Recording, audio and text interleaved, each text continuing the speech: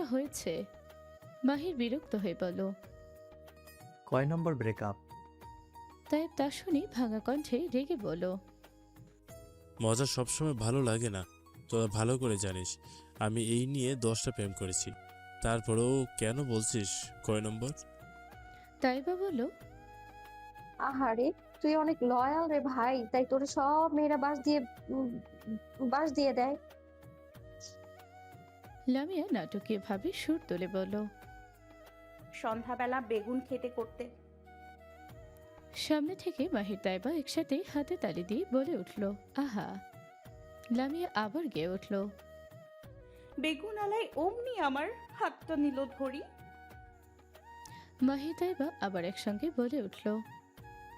আহা। লামিয়া আবার গেয়ে উঠল। তার সাথে এবার মাহির আর তাইবাও গেয়ে উঠল।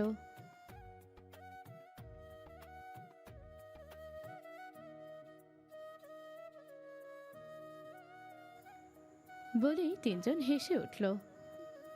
তাইব রেগে মাহিরকে হাতের সামনে পায়ে দুয়ে ঘা বসিয়ে দিল পিঠে। তারপর তাইবা আর লামিয়ার দিকে তাকিয়ে বলল। তোদের তো পরে দেখাবো। তাইবা লামিয়া ভেঙচি কেটে অন্যদিকে ফিরল। লামি পাশ থেকে বলল। ছি, কি বিশ্রী গান, কোথায় পাস এগুলো? হামিদা পাশ থেকে বলল। তোরা থাম এখন। তারপর তাইবের মাথায় হাত বুলিয়ে দিয়ে বলল। এই মেয়েটির নাম কি ছিল? তাই ভোতামুখ করে এক বুক কষ্ট নিয়ে বলল। নাম ছিল অন্তরা, দিয়ে গেল যন্ত্রণা। সবাই একজন আরেকজনের দিকে তাকালো। তাইবের মুখে অন্তরা নাম শুনে মাহির, লামিয়া, তাইবা হেসে সাউন্ড বক্সে ফুল সাউন্ড বাড়িয়ে দিয়ে গান চেঞ্জ করে অন্য গান লাগিয়ে দিতে বেজে উঠল। বুকে আগুন জ্বালাইয়া আমার এই মন ভাঙিয়া, বলো না হারালে কোথায় ও অন্তরা, আমার এই অন্তর পইরা যায়। গানের তালে তালে মাহির, তাইবা, লামিয়াও গলা ফাটিয়ে গান গাওয়া শুরু করলো। এমনই তাইবের কথা শুনে সবার পেট ফেটে হাসি আসছিল। অনেক কষ্টে হাসি চেপে রেখেছিল, কিন্তু এখন গান শুনে আর হাসি ধরে রাখতে পারল না। সবাই হেসে উঠল। তাইব তা দেখে মুখ ফুলিয়ে বসে রইল। হাসি মজায় কেটে গেল বেশ কিছুক্ষণ। খাবার খাওয়া শেষ করে কিছুক্ষণ সবাই যে যার মতো বিশ্রাম নিচ্ছে। হঠাৎ কারেন্ট চলে গেল। তার মধ্যে ঝরঝর করে বৃষ্টি নামতে শুরু করলো। সবাই মুগ্ধ হয়ে বসে বসে বৃষ্টি দেখল। লামিয়া হালকা হেসে উঠে গিয়ে নিজের রুমে চলে গেল। আবরার তা খেয়াল করলো। কিছুক্ষণ পর লামিয়া ছাদে উঠে এলো গিটার হাতে। আবরার আর চোখে তাকিয়ে দেখল যে যার মতো বসে আছে, গল্প করছে। ব্লাকি আর জ্যাকি আবরারের পাশ ঘেঁষে শুয়ে আছে। লামিয়া নিজের জায়গায় বসে গিটারে তুলে টুংটাং আওয়াজ তুলতেই সবার চোখ পড়ল লামিয়ার দিকে। শারমিন তা দেখে খুশি হয়ে বলল। উফ, এখন জমে যাবে পুরো আসরটা। লামিয়া হালকা হাসলো। তারপর গিটারে টুংটাং শব্দ করে সুর তুলে গেয়ে ওঠে।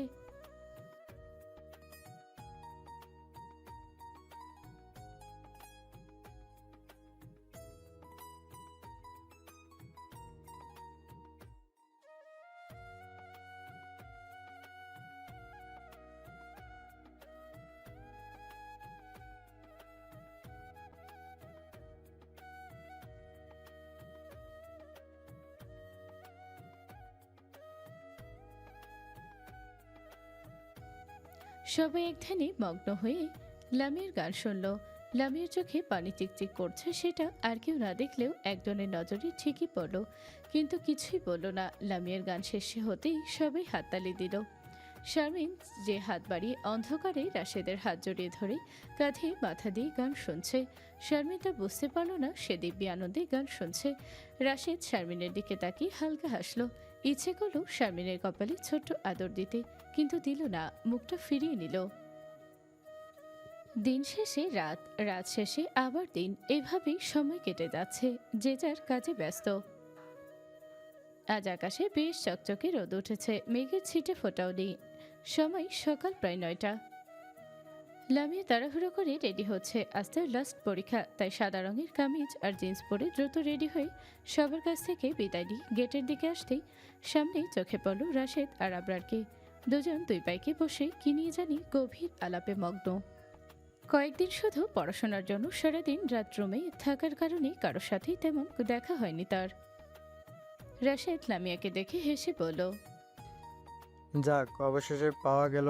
পরীক্ষা আছে আজ? লামিয়া হেসে মাথা নেড়ে হ্যাঁ জানিয়ে রাশেদের দিকে হাত বাড়ালো। রাশেদ তা বুঝতে পেরে হালকা হেসে মানিব্যাগ থেকে 200 টাকা বের করে হাতে ধরিয়ে দিল।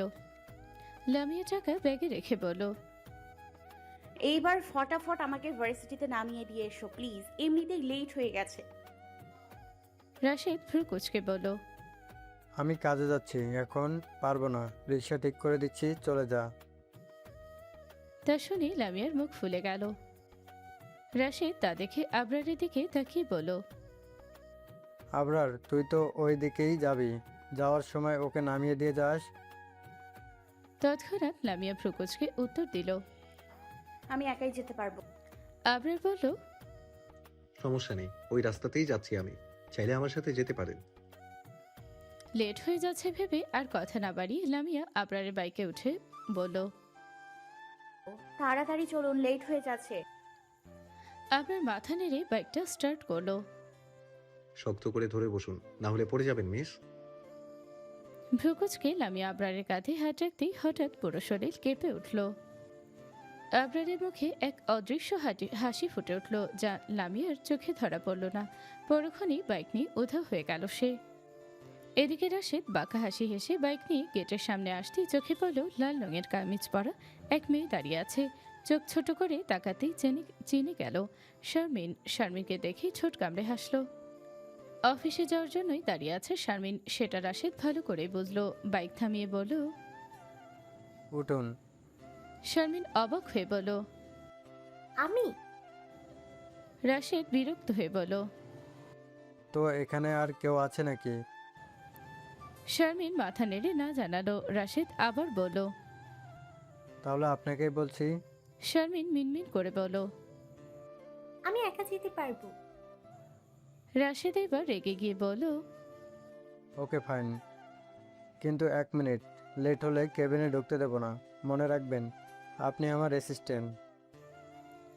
বলে বাইক চালিয়ে দিল। শারমিন তাড়াহুড়ো করে চিৎকার করলো, আরে দাঁড়ান, যাবো আমি, নিয়ে চলুন। রাশেদ থামলো। শারমিন উঠে বসলো, মনে মনে তাকে গালাগাল দিতে দিতে।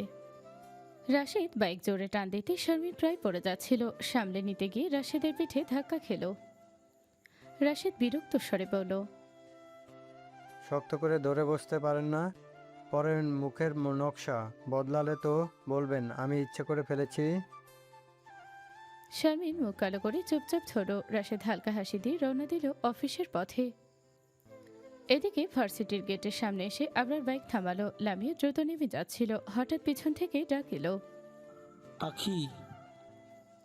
বিরক্ত হয়ে লামিয়া পিছনে তাকাতেই দেখলো মাসুদ রানা। আবার ভ্রুকুচকে তাকালো মাসুদের দিকে। মাসুদ দৌড়ে এসে লামিয়ার সামনে দাঁড়ালো। লামিয়া একটু পিছিয়ে গিয়ে প্রায় আবরারের সাথে ধাক্কা খেলো। কোনো পাত্তা না দিয়ে রাগে চোখে মাসুদের দিকে তাকালো। মাসুদ বলল, এই ছেলে কে, আর ওর পাইকে তুমি কি করছো? আবরার ভ্রুকুচকে তাকিয়ে রইল। লামিয়া বিরক্ত হয়ে বলল, আপনাকে উত্তর দিতে বাধ্য নই। লামিয়ার তেতো কথায় মাসুদ মন খারাপ হলো। আমার বুকে অনেক ব্যথা পাখি। বিষণ্ণ গলে বলল মাসুদ। লামিয়া বিরক্ত হয়ে বলল, আপনার বুকে ব্যথা আমাকে কেন বলছেন? কারণ বুকে ব্যথার ওষুধ যে তুমি। এবার লামিয়ার রাগ চরমে উঠল। ঘড়ির দিকে তাকিয়ে বলল, আমার ফালতু কথা বলার সময় নেই, রাস্তা ছাড়ুন, আমার পরীক্ষা আছে। বলে পা বাড়াতেই মাসুদ পথ আটকালো। নিজের চুলে হাত বুলিয়ে গম্ভীর ভঙ্গিতে বলল, দেখো রামিয়া পাখি, তোমার জন্য আমি আমার নুডলসের মতন চুলগুলো স্ট্রাইক করে এনেছি। লামিয়া ঠোঁট কামড়ে রাগ সামলে বলল, চুল স্ট্রেট করতে কি হবে? যেখানে চরিত্রটা আপনার নুডলসের মতো পেঁচানো, সরুন সামনে থেকে, যত সব ফালতু। বলে দৌড়ে ক্লাসরুমে চলে গেল। মাসুদ হা করে তাকিয়ে রইল। আবরার হালকা হেসে বলল, ভালোবাসেন? এই ভাই প্রচুর, কিন্তু মেয়ে পাত্তা দেয় না। তবে আপনি কি হন ওর? আবরার হেসে বাইক স্টার্ট দিল। কিছু না বলেই চলে গেল। মাসুদ বিরক্ত হয়ে ফিসফিস করে বলল, শালা কিছু না বলে চলে গেল। বিছানার উপর নগ্ন হয়ে অবচেতন ভঙ্গিতে পড়ে আছে এক মেয়ে। সামনেই সোফায় পাত ছড়িয়ে বসে আছে কায়সার। কোমরে শুধু একটা টাওয়েল জড়ানো, হাতে অর্ধেক খালি হুইস্কির বোতল। বাদামি চোখ দুটো স্থির হয়ে আছে ফোনের স্ক্রিনে। ছবির দিকে তাকিয়ে ঠোঁট বাঁকা করে গুনগুন করল, কি জাদু করিয়া বন্দে মায়া লাগাইছে। এক চুমুক হুইস্কি গেলে শুকনো ঝোঁক নামিয়ে আবার বিড়বিড় করে উঠল, ব্রাউনি, আমার কি জাদু করেছ তুমি? তোমাকে দেখার পর তোমাকে ছাড়া থাকতে কষ্ট হচ্ছে আমার। এত মেয়েদের দিয়েও শান্তি পাচ্ছি না। নিজেকে শান্ত করতে তোমাকে আমার বড্ড প্রয়োজন বুলবুলি। বলে একবার বিছানায় পড়ে থাকা মেয়েটির দিকে চোখ বুলিয়ে আবার ফোন হাতে শক্ত করে ধরে রেখে নিহিরকে কল করে আদেশ দিল। এটাকে নিয়ে যাও এখান থেকে। তারপর হুইস্কির বোতল টেবিলে রেখে বাথরুমের দিকে এগিয়ে গেল। বইয়ের দোকানের সামনে দাঁড়িয়ে আছে লামহা। সাদা ফ্রেমের চশমাটা নাকের উপর ঠিক করে হাতে ধরা লিস্ট থেকে একে একে বই খুঁজে নিচ্ছে। প্রায় সব সংগ্রহ শেষ, শুধু বাকি লিস্টে লামিয়া লেখা হুমায়ুন আহমেদের বৃষ্টিবিলাস। দোকানের কোনায় খুঁজতে খুঁজতে অবশেষে বইটা হাতে পেল। মোট 20টা বই কিনে নিয়ে বিল মিটিয়ে দোকান থেকে বেরিয়ে রিকশার জন্য অপেক্ষা করছে লামহা। ঠিক তখনই সামনে এসে দাঁড়ালো এক অচেনা ছেলে। ছেলেটি মুচকি হেসে বলল। লামহা কিছু না বলে স্থির চোখে তার দিকে তাকালো। ছেলেটি তার হাতে বইয়ের স্তূপ দেখে এগিয়ে এসে নিতে গেল, কিন্তু লামহার সাথে সাথে এগিয়ে দিল। লামহার চোখে আগের মতো শান্ত দৃষ্টি, গলায় দৃঢ় স্বর। আমি কি একবারও বলেছি আমার কষ্ট হচ্ছে, বা একবারও বলেছি সাহায্য চাই? তাহলে একবারই কেন আসছেন? ছেলেটি হতভম্ব হয়ে কিছু বলার আগে রাস্তার অপর থেকে বাজলো কর্কশ হর্ন। লামহা তাকিয়ে দেখলো গাড়ির ভেতর থেকে আবির আগে লালচে চোখে তাকিয়ে আছে। ছোট চোখ কুচকে তাকালো লামহা, কিন্তু আবির ইতিমধ্যে গাড়ি থেকে নেমে এসেছে। এক ঝটকায় লামহার হাত ধরে অন্য হাতে বইগুলো নিয়ে রাস্তা পার করিয়ে গাড়ির ভেতর বসিয়ে দিল। কোনো কথা না বলে নিজে ড্রাইভিং সিটে বসে গাড়ি ফুল স্পিডে ছুটতে লাগলো। লামহা কোনো প্রতিক্রিয়া দেখালো না, চুপচাপ বসে কেবল তাকিয়ে রইল আবিরের দিকে। ওদিকে আকাশে কালো মেঘ জমেছে। পরীক্ষা ভালো হয় আজ। লামিয়ার মনটা ভীষণ খুশি, ভাবলো বৃষ্টি হলে ভিজে ভিজে বাড়ি ফিরবে। ক্লাস থেকে বেরিয়ে দেখলো ঝুম বৃষ্টি। আনন্দে চোখ চকচক করে উঠল তার। গেট পেরিয়ে বৃষ্টি ভেজা রাস্তায় নেমে এলো। চারদিক অঝরে ভিজছে, কিছু স্পষ্ট দেখা যাচ্ছে না। রাস্তার মাঝখানে দাঁড়িয়ে দুহাত ছড়িয়ে দিল লামিয়া। বৃষ্টির ফোঁটা ভিজিয়ে দিল তার সারা শরীর। ঠোঁটে এক চিলতে হাসি খেলে গেল।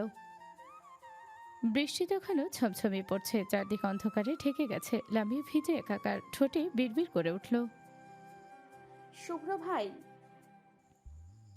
হঠাৎ সামনে রাস্তা চিরে একটা বাইক এসে দাঁড়ালো তার পিছনে। লামিয়া চমকে পিছনে ফিরতেই হক চুকিয়ে গেল। হা করে তাকিয়ে আছে আবরারের দিকে।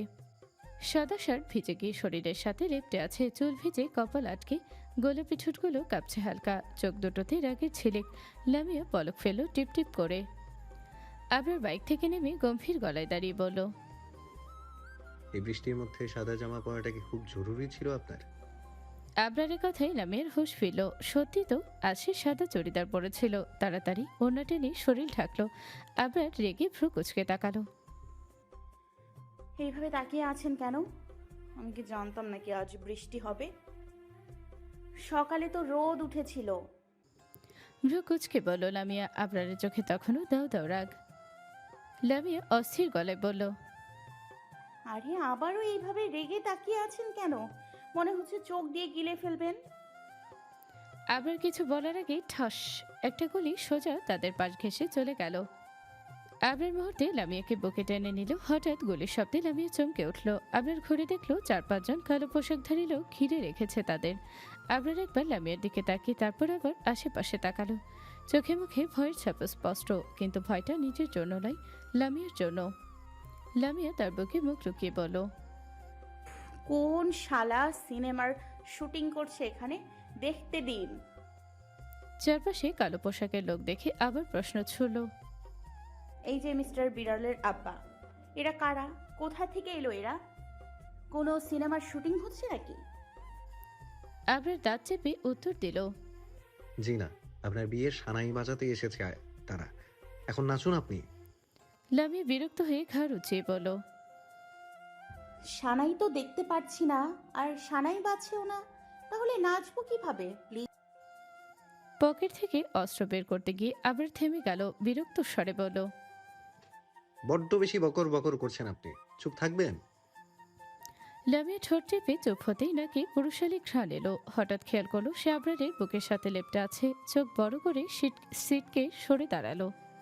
প্লিজ অ্যালার্জির ঔষধ দিন, আপনার গায়ে এতক্ষণ লেগেছিলাম, দেখুন শরীরে চুলকাচ্ছে। আমার আবার ছেলেদের দেখলেই অ্যালার্জি হয়, তার উপর আপনার সাথে এতক্ষণ লেগেছিলাম। আবার হাসবে নাকি ধমক দেবে বুঝতে পারল না। এমন সময় কালো পোশাকের একজন বিশ্রী হাসি দিয়ে বলল,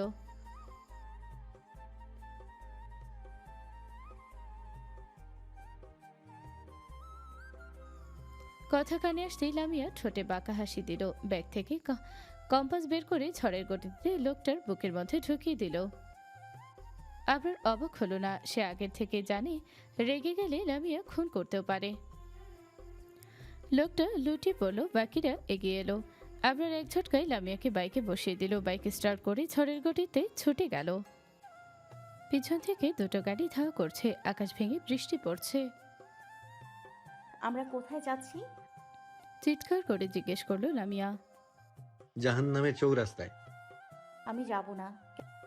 যেতে না চাইলেও যেতে হবে। কেন? আর এরা কারা? ঠিক তখনই ঠস আরেকটা গুলি ছুটে এলো।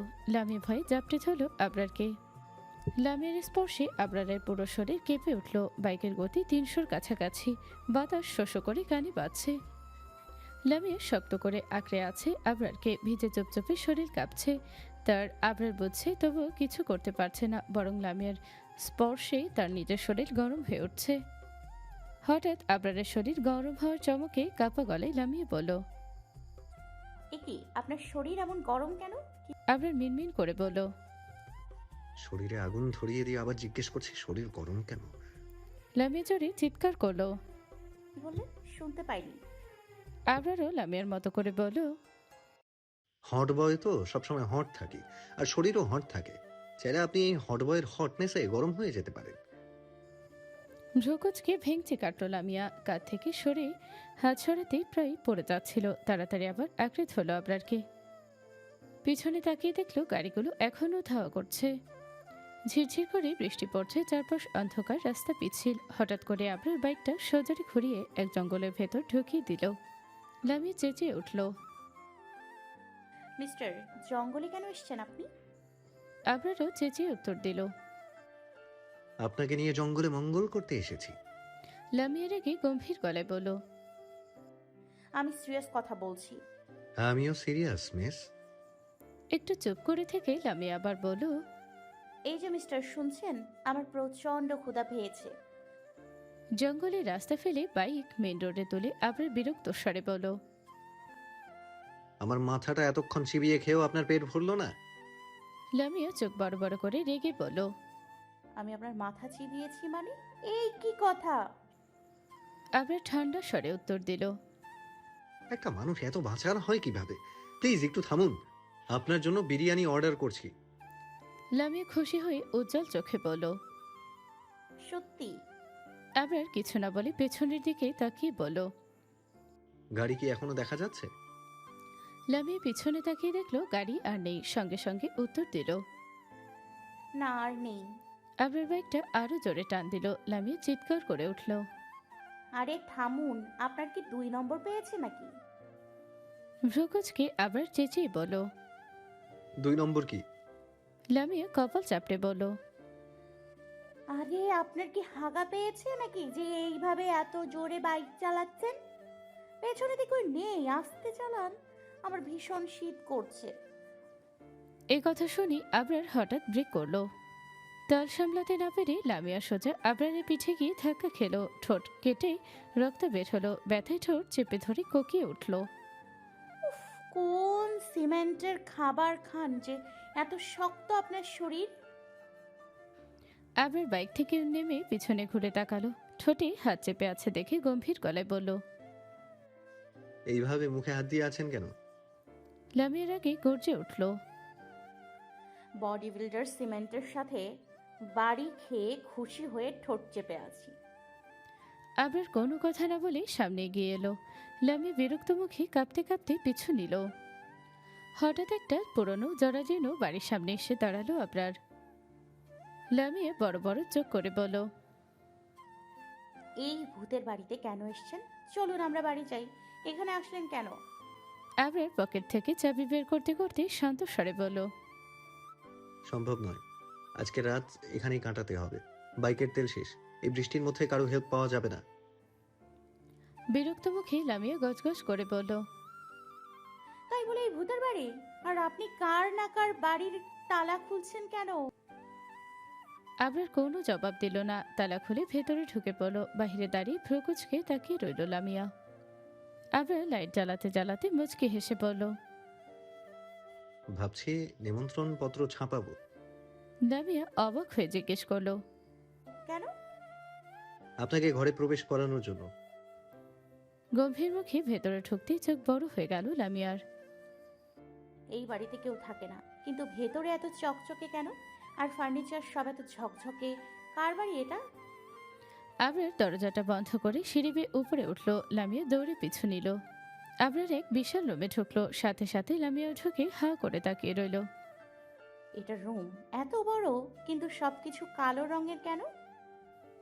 আবরার আলমারি খুলে জামা বের করছিল। হঠাৎ লামিয়া বলল, এই যে শুনুন। চমকে তাকালো আবরার, তারপর গম্ভীর গলায় বলল, এইভাবে ডাকবেন না। লামিয়া ভ্রু কুচকে জিজ্ঞেস করলো, এটা কার বাড়ি? আবরার ঠান্ডা স্বরে উত্তর দিল, আমার। লামিয়া চোখ ছোট করে বলল, আপনি তো বলেছিলেন এই দেশে আপনার কোনো বাড়ি ঘর নেই। আবরার শীতল স্বরে উত্তর দিল, হ্যাঁ, পরিবার নেই, কিন্তু বাবার রেখে যাওয়া সম্পত্তি অনেক আছে। একা থাকলে ঘর ফাঁকা লাগে, তাই রাশেদ আপনাদের বাসায় আমাকে নিয়ে গিয়েছিল। চুপচাপ দাঁড়িয়ে থাকলো লামিয়া। কিছুক্ষণ পর গম্ভীর গলায় বলল, আচ্ছা, ওই লোকগুলো কারা ছিল? আমাদের ধাওয়া করে কেন গুলি চালালো? আবরার সাদা শার্ট বের করে খাটে রাখলো। ধীরে ধীরে বলল, আমাকে মারতে এসেছিল। লামিয়া চমকে উঠল। আপনাকে মারতে? মানে বুঝতে পারলাম না। এত বুঝতে হবে না আপনার। ভেজা জামা বদলে এই শার্ট আর ট্রাউজার পরুন। লামিয়া ভ্রু কুচকে বলল, আমি আর শার্ট নিজের ঘরেই পরি না, এখন আপনার সামনে পরবো? মাথা খারাপ হয়েছে আপনার? আবরারের দৃষ্টি নিচ থেকে ওপর পর্যন্ত গিয়ে থামল।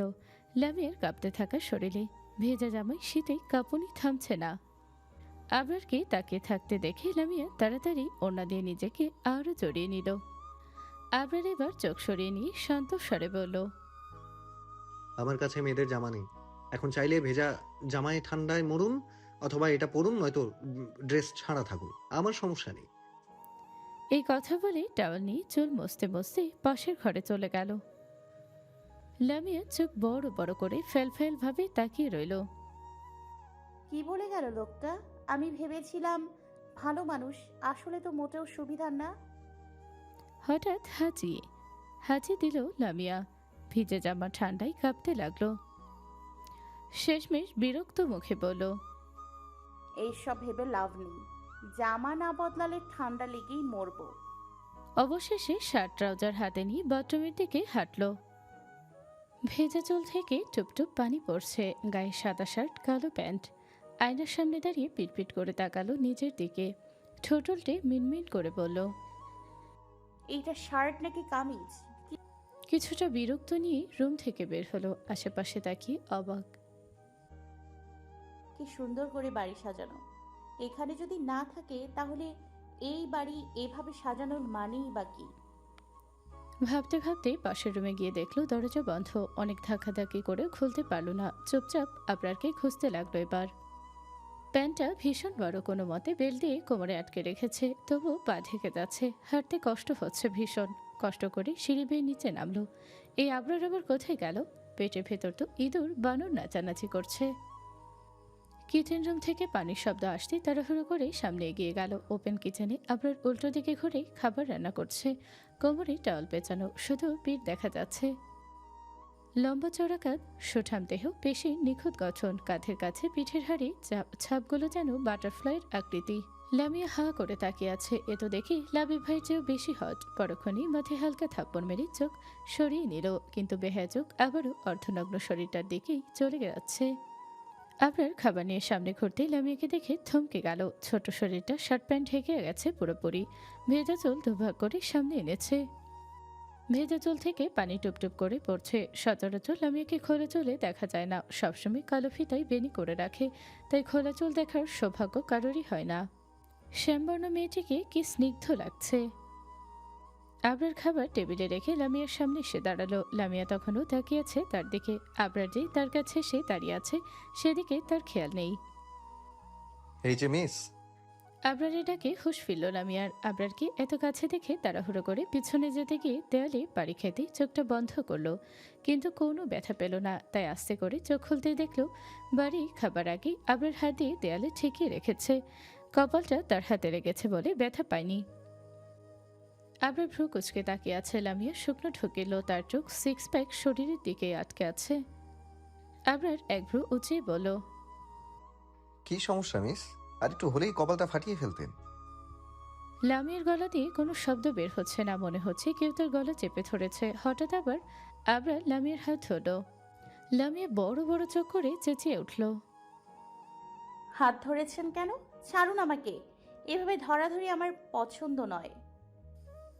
আবরার পাত্তা দিল না। সোফায় এনে বসিয়ে তার পায়ের সামনে ফ্লোরে বসে পড়ল। লামিয়ার পা নিজের হাঁটুর উপর রাখল। লামিয়া ছটফট করতে লাগলো। কি করছেন? পা ছাড়ুন আমার, আজব মানুষ। আবরার বিরক্ত হয়ে থমকে উঠল। পা যদি আর নড়াচড়া করেন, অন্ধকারে বাইরে ফেলে আসবো। লামিয়া রেগে বলল, হ্যাঁ দিয়ে আসুন, আমি ভয় পাই নাকি? আমাকে বাচ্চা ভেবেছেন নাকি? আবরার মাথা নিচু করে হালকা হেসে শক্ত করে ধরে পায়ের নিচ থেকে প্যান্ট ভাঁজ করে দিতে লাগলো। লামিয়া ভ্রু কুচকে বলল, বললেই তো আমি পড়তে পার। হ্যাঁ, পারলে আগেই করতেন। কিছু বলল না লামিয়া। আবরার উঠে এসে সোফায় বসলো, আলতো করে তার শার্টের হাতা গুটিয়ে নিল। লামিয়া আর চোখে তাকিয়ে বলল, আপনি এমন লেংটু হয়ে রান্না করছিলেন কেন?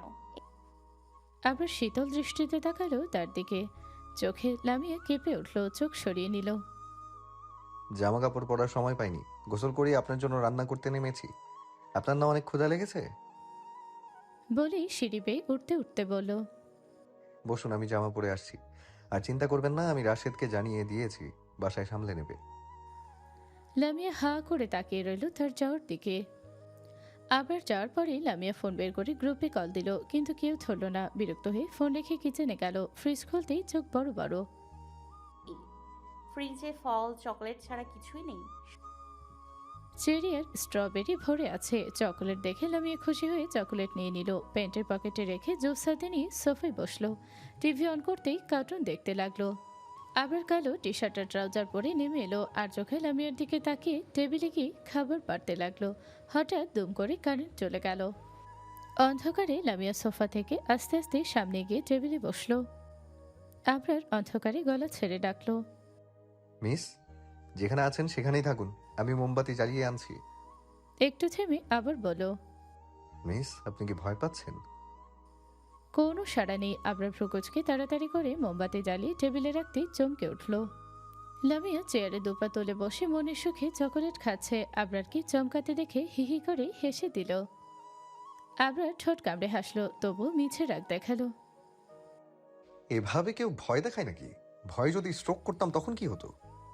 লামিয়া চকলেট খেতে খেতে উত্তর দিল, সমস্যা নেই, আপনার শরীরের দামি জিনিস বিক্রি করে টাকা কামাতাম।